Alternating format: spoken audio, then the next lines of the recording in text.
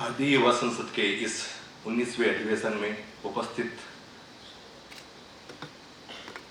भारत की संसद के उच्च सदन राज्यसभा के उपसभापति आदरणीय हरिवंश जी, इस मेवाड़ अंचल के लाडले जन जन के लोकप्रिय राजनेता एवं शिक्षाविद राजस्थान विधानसभा के माननीय अध्यक्ष डॉक्टर सीपी जोशी साहब, जिस प्रांगण में हम लोग उपस्थित हैं, जिस सदन में आप बैठे हैं, इस केंद्रीय हॉल में, इसके जो सूत्रधार है आदरणीय जेपी अग्रवाल साहब, और इस कार्यक्रम के मुख्य समन्वयक एवं गोविंद गुरु जनजाति विश्वविद्यालय के कुलपति आदरणीय त्रिवेदी साहब,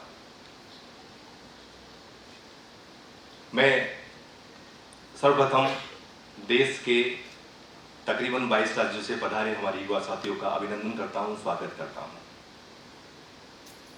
साथियों, भारतीय युवा संसद एक ऐसा अनौपचारिक मंच के रूप में आज के करीबन 21 साल पहले सक्रिय हुआ था।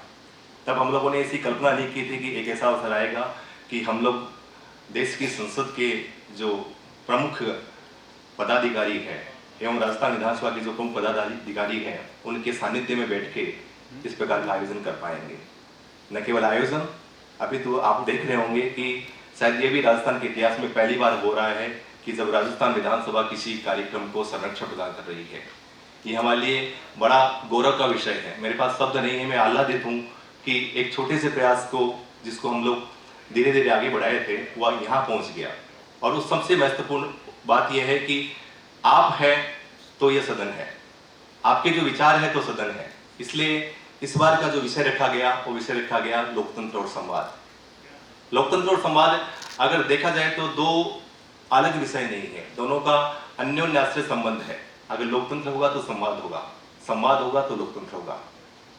भारत में ये नई परंपरा नहीं है, भारत में लोकतंत्र की परंपरा भी नहीं है। हम लोग अगर वैदिक काल में जाएं या पुराण काल में जाएंगे तो वहां भी हमें रघुकुश का उदाहरण मिलता है, यम नचिकेता का उदाहरण मिलता है।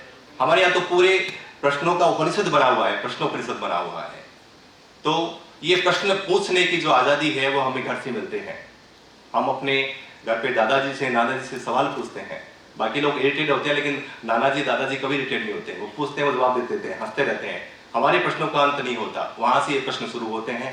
और फिर हम लोग जब विश्वविद्यालय में जाते हैं तो वहां फिर प्रश्न बनते हैं। उन प्रश्नों से बनते बनते फिर कुछ लोग राजनीतिक क्षेत्र में जाते हैं, कुछ सामाजिक क्षेत्र में जाते हैं, कोई वैज्ञानिक क्षेत्र में जाते हैं। लेकिन मूलतः यह है कि देश की, चाहे वो कोई भी क्षेत्र हो, हर क्षेत्र में लीडरशिप की आवश्यकता है। इसलिए भारतीय युवा संसद का जो आयोजन है, ये केवल राजनीतिक नेतृत्व तैयार करना नहीं है। हमें अच्छे डॉक्टर भी चाहिए, अगर मेडिकल हॉस्पिटल अच्छा होगा, अगर यूनिवर्सिटी अच्छी होगी, लेकिन उसके साथ उसका लीडरशिप महत्वपूर्ण है। इसलिए हमें उसमें भी काम करना है। सभी लोग राजनेता में जाए कोई जरूरी नहीं, विज्ञान में भी अच्छी चाहिए, क्रीड़ा में भी अच्छे लोग चाहिए। तो लीडरशिप हमारे लिए बहुत महत्वपूर्ण है।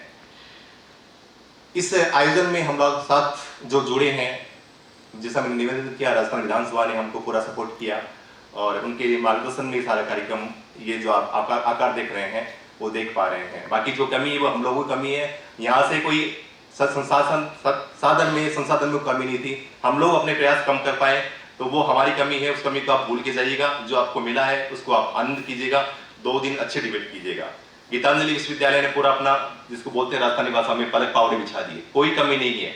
आप सुबह से कार्यक्रम से लेके 2 दिन आपका भोजन, आपका जो रुकने की व्यवस्था, आपकी ब्रेकफास्ट की व्यवस्था, उस सब में आपको आनंद आएगा। तो ये स्मृतियां, जो अच्छी स्मृतियां हैं, वो आप यहाँ से लेके जाइएगा। पैसिफिक विश्वविद्यालय हमारे साथ जुड़ा, जनार्दन राय विद्यापीठ हमारे साथ जुड़ा, ईटीवी भारत जुड़ा, सनराइज इंस्टीट्यूट हमारे साथ जुड़ा, और इन सबके साथ एक पूरा डेलीगेशन जो आया वो केंद्रीय विश्वविद्यालय अजमेर से आए। हम उनके भी इससे शुक्रगुजार हैं। मित्रों, 2 दिन की इस जो युवा संसद है, इसमें अलग अलग राजनीतिक विचारधारा के लोग आएंगे, अलग अलग फील्ड के लोग आएंगे। पूरा एक स्पेक्ट्रम जैसा आपके पास है, कोलाज हमारे पास है। हमें इस जो संसद है, इसमें पूरा हमारा जो तरीका होगा वो होगा प्रश्न का। हमारे प्रश्न महत्वपूर्ण होंगे, इसलिए आप अपने प्रश्न खड़े कीजिए। जो मन में जिज्ञासा है वो जिज्ञासा दूर कीजिए। इतने वरिष्ठ और आदरणीय लोग हमारे बीच में आए हैं, हमारे लिए गौरव की बात है। हम उनका अधिकतम, उनके ज्ञान का, उनके अनुभव का हम लोग फायदा लेंगे, ये हमारा इसमें उद्देश्य है। सभी के प्रति अभिनंदन, स्वागत, गणमान्य अतिथि के प्रति दोबारा उनको प्रणाम। मैं चाहूँगा कि आप इस पूरे सत्र का आनंद लें। बारंबार अभिनंदन, प्रणाम।